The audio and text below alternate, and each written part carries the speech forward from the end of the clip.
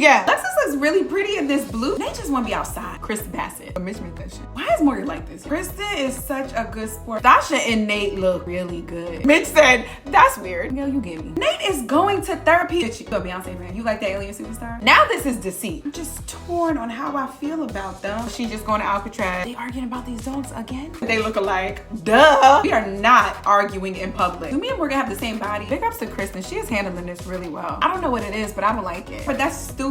Still a huge ass to ask someone. Good for you, Nate. If I love you, I am in love with you. If I'm at home, I am in your home. What up, Mafs fam? And welcome back to another episode of From Rizzo with Love with me, your girl Donna Rizzo, aka Rizzo, as we recap Married at First Sight's season 15, episode 8. For those of you guys who do not know me, you may have seen me on the Married at First Sight kickoff for this season and last season, Decision Day Dish, the countdown. Welcome. I do Married at First Sight, Insecure, Old Insecure, and now Rap Shit recaps. If you are a fan of Issa Rae's new show, Rap Shit, go to that other playlist. I'm distracted because somebody from Rap Shit just actually liked my post. Okay, excuse me. But let's get back to this. Please make sure you check out my other recaps. Please make sure you engage. Make sure you stay until the end of this recap because I will be asking a question that I do want you guys to engage with in the comments. I'm loving all your questions and your answers and all your perspectives on the show. If you're not interested in the question, which some of y'all are not, just feel free to talk about the couples, who you think is going to stay together, who you think is going to get a divorce. Because these are the moments where we start to see people's crazy. Like, we have left the honeymoon stage and we are getting more of the real people. We are home. We had visits from Pastor Cal last week. This is the episode where the friends and family come over for the housewarming. So this is another chance for us to get a glimpse into who these people really are and not the person that they're playing in front of their husband or in front of America. These folks knew you before Married at First Sight, and they'll be able to tell us really, truly who you are. So super excited. Do not forget to like, comment, and subscribe. And without further ado, let's get into Married at First Sight, season 15, episode 8, part 1.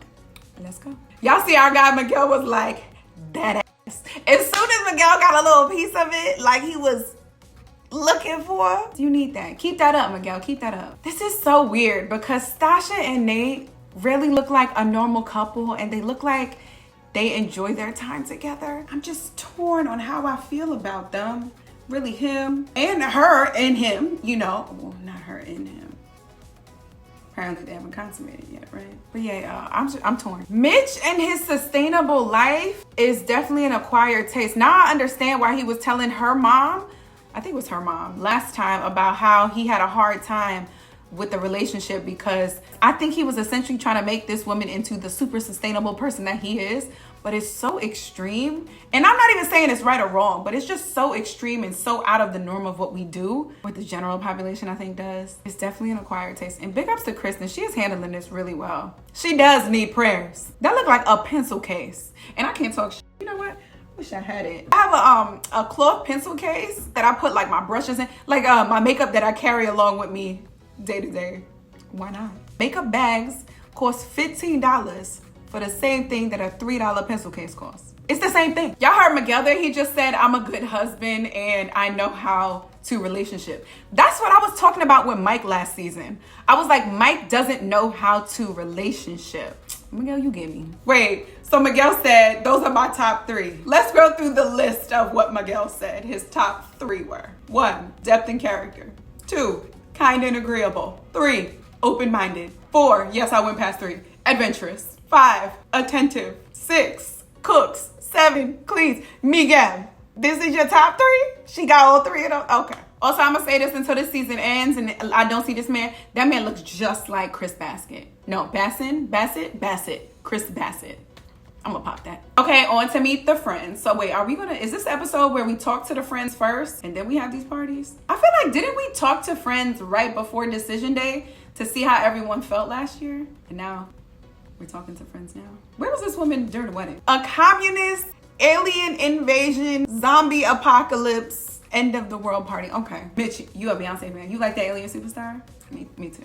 I totally forgot that Mitch didn't even know about Kristen's situation with her ex. I remember when she said it during the wedding, she asked if he's ever been married and he said no. I was like, why didn't she say anything to him? But I totally forgot that he didn't know this. I also hate that other people talk crap about her because of how this man cheated on her. You know, it's like, why are we, it's not like victim blaming, but like you're victim bullying, victim laughing. I don't know what it is, but I don't like it. It's like in hindsight, you know, men are looking at her like, oh, you got cheated on, you got played, this man was homeless, you brought him in, you paid for everything, you should have known. That's probably why they're judging her, but that's stupid. He did the action. Don't judge the victim who got cheated on here. Alexis looks really pretty in this blue scene. Like, I don't know if it's the light or the color or her makeup always flawless. Okay, so we just learned more about what would happen to Maya if, I guess, she doesn't pass her training. Also, I'm unclear if the training is 2 weeks or 5 weeks, because 5 weeks will put us at the end of the experiment. I thought it was 2 weeks. And also, are we involving him in the training, or is she just going to Alcatraz and never coming back, and we just gonna expect that she's gonna be used to him after 2 to 5 weeks? But I do like that if he does have to give the dog up, it's gonna be with his friends so he can go visit. But that's still crazy, and that's still a huge ask to ask someone. Yeah, Amber, you are us. 2 weeks. Wait, what did she just say? Because she just said, I love him, but I'm not in love with him. Why you tell this man you love him? I don't understand when people say that. I'm gonna die on that hill too. I don't understand when people say to tell romantic partners or exes that they love them, but they're not in love with them. What does that mean? If I love you, I am in love with you. It's the same word. If I'm at home, I am in your home. Same thing. Did y'all notice the contrast between Ben working out and Morgan having this big burger in front of her just sitting on the counter? Y'all, Ben's body still look good. Why did they do that burger thing? I'm trying to figure out, just like looking at Morgan, do me and Morgan have the same body? Obviously, Matata Alicious is out. But other than that, do me and Morgan have the same body? Or she's skinnier than me? You know how TV puts like 10 pounds on you? Maybe she really actually skinny. I don't know. It's all angles also for me. Why is Morgan like this, y'all? I feel like she is only fighting this or still harping on this because she thinks she's supposed to, and she doesn't want to let him get off so easily. But like, this is draining. It's the maturity in Nate and his friends group, and this relationship that this, it's crazy that I'm saying this, right? Because like, we should be beyond this. But this straight man is going to one of his very close male friends who happens to be a gay man for advice on his relationship. And he going to him just like, everything's regular. Like, that's how it should be, because everything is regular. This man can give you good advice even if he is not attracted to the same sex as you, or in this marriage, or in a marriage. Right? It's so crazy that I'm still looking at this like this is different, you know? Did Nate just say he's gonna go to therapy? Hold on. Nate is going to therapy on his own. Stasha asked if they can go to therapy as a group. And this man is like, you're telling me I'm not able to pull out and give you things that you need? Maybe I need to seek out therapy on my own because I thought I was good, but you're telling me something is off, so he is seeking this out. This is what I'm talking about, y'all. This is another example of Nate doing something for this relationship and Stasha upgrading him, hopefully not to leave, but making him a better person and him just being like, you know what, that is a good idea. This is why I say I wrestle with them. But good for you, Nate. Okay, so Kristen is about to tell Mitch over some food. Smart. Wait, Mitch said, that's weird. And then she said, I don't know why that's weird. And he was like, you ever laugh at something thinking that somebody would like laugh with you, or that it was a joke and it turned out to be real and you were like, oh, sorry, but Mitch made that shit. Honestly, I always talk about how Mitch gives me younger than 41. This is the first scene that we have had with Mitch where I have seen his maturity. He was like holding her hand under the table. It wasn't performative because the camera would not have seen that if she didn't say anything. He was like, look, I'm here for you. I know that this is hard. It sucks that you got cheated on by a fiance. I appreciate you for opening up and telling me this.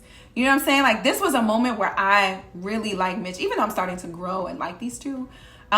I really like to see the maturity in Mitch here. Wait, did y'all heard what Mitch said? Mitch was like, I just want you to know that I would never do that to you.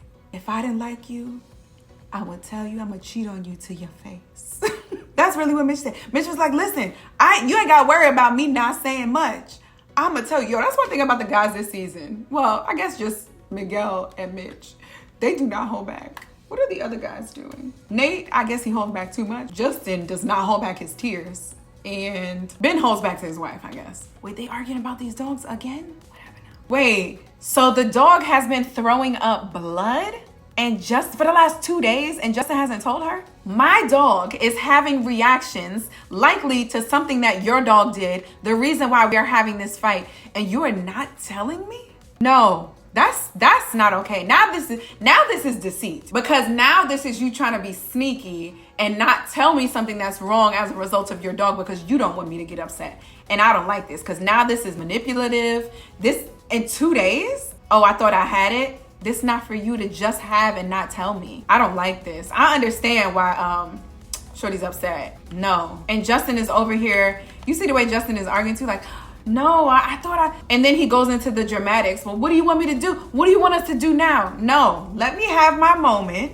Let's figure this out, because this can't happen again. And let's talk about what happened. We're not just going to say it's okay. We're not going to mortgage it and hold on to this for years, hopefully, or weeks, months, whatever this is. But I am right to have this conversation with you right now. Nah, don't dismiss my feelings. Don't do that. Oh, Kristen is such a good sport when it comes to Mitch. I swear. Okay, so we're about to go shopping for the party stuff. I like this. I don't think have we seen this before? Did Miguel actually forget his theme, or was he just trying to be like deeper like he normally is with everything? And Lindy was like, listen, this our theme. We dressing up as a game show. What if Lindy and Miguel come as a pimp and a hoe? Since Miguel got the sex, he is all very like, ooh, look at that ass. You could wear that another time. Miguel be wearing his teddy bear. See, I don't like how Justin is coming in the store like that. Alexis is trying to move on and have a normal moment. Not move on because it's not like she forgot, but she's trying to move, I guess I keep saying move on, and have a normal moment, and he comes in here like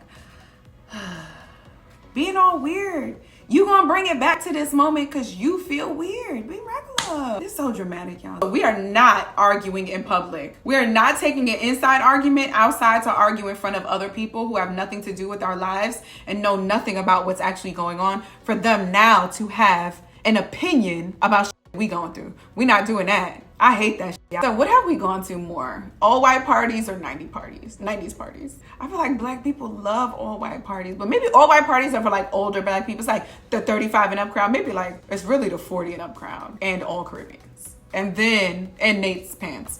And then the 90s parties are obviously the kids who didn't know anything about the 90s, so love to dress up that way. But I can't really talk, because we like to dress up like the 20s and the 40s and shit too. But I still feel like they might be neck and neck. I don't know. That should be my question of the episode. What do we have more of? Sasha and Nate look really good. Sasha, you look really good with this little fro. Their theme is Soul Train. Their theme ain't 70s. Their theme is Soul Train. I like this. They look really good. If they were a couple in the 70s, they would have f***ed it up. I like how people are walking in Sasha's spot and she's like, yeah, this is from this is from that. They're all like from a week or so, but because it's only 2 weeks at this point, 3 weeks at this point.